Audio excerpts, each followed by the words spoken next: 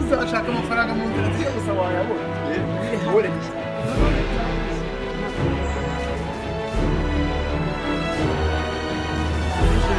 umusore w'ibintu birarya njyewe nawe bikubwira bitewe na garafu yewe n'ibyo